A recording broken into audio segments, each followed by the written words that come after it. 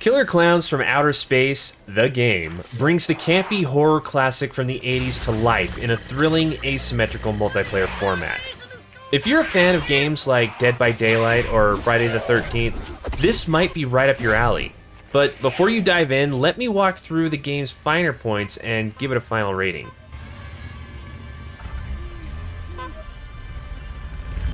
I have to save other people!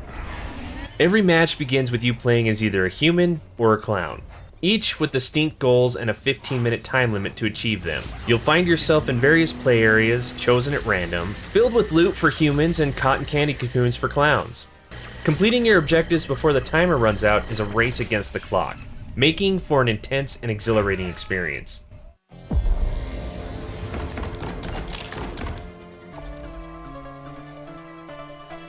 The looks of the clowns have an odd mix of humor, charm, and horror. You could easily be laughing for 1 second and screaming in terror the next. And some of the death scenes after a clown takes down a human could be a little graphic. On the humans' side, the biggest issues would be some of the rough language they use while finding loot or fighting. Fuck yeah! Bring Cocoon to ship. No time to stop for snacks on way home.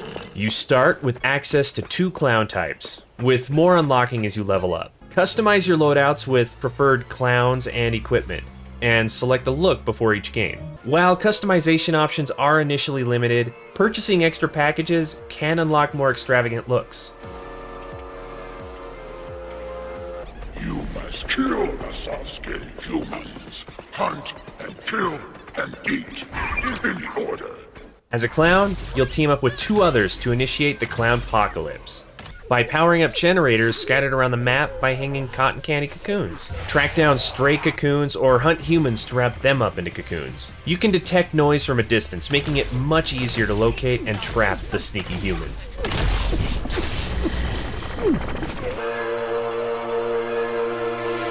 Choosing the right tools is crucial. Select from various suite-themed guns and melee weapons, each unlocking as you progress levels. Experiment to find what suits your playstyle. Each clown also has 2 fixed abilities and a customizable third one, ranging from a balloon dog that sniffs out humans to an invisible car for extreme speed.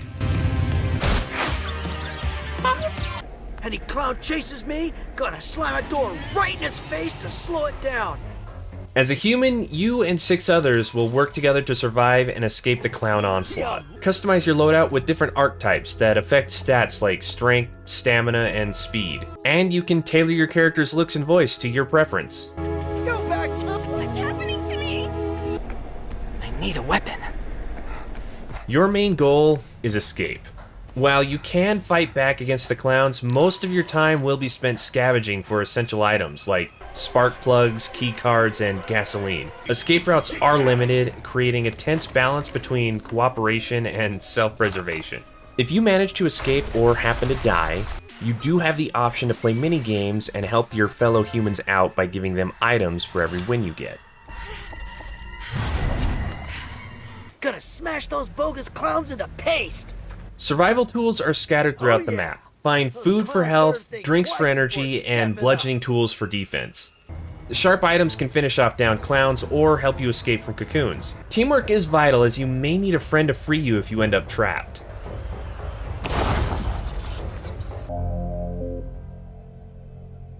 The game features an extensive list of challenges that unlock as you level up, rewarding you with new customization options. These challenges don't work retroactively, so you have to complete them as they become available with new levels. With those, you could really show off your skills.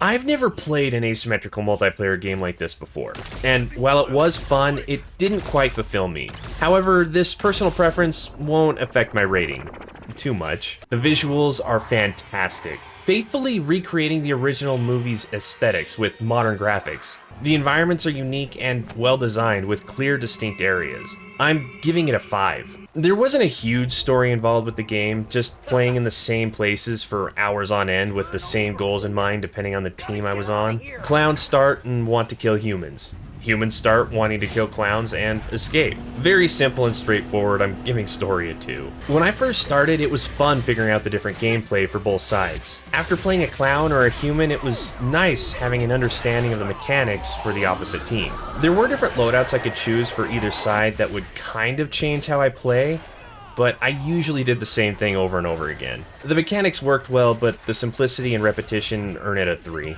The entire game is based around replayability. Every match only lasts 15 minutes, and it was fun enough to try out different sides and loadouts. I liked how every match was a little different, with so many possible places an escape route could spawn, and the randomness involved with finding items so nobody could memorize a perfect run. All in all, I feel like replayability earns itself a 4. I'm not gonna lie, I did have fun playing this game, but that was mostly due to the fact that I was streaming it. I have confirmed this genre of game isn't my cup of tea. I won't be playing it at all in my off time. But hanging out and playing with friends was great. I imagine if you had a big group of friends to play this game with at one time, could be a ton of fun.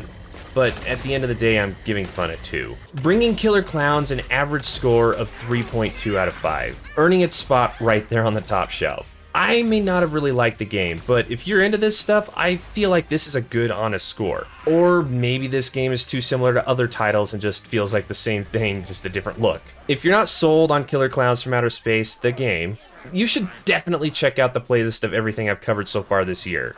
It's an eclectic list, and I know there has to be something you need to check out there.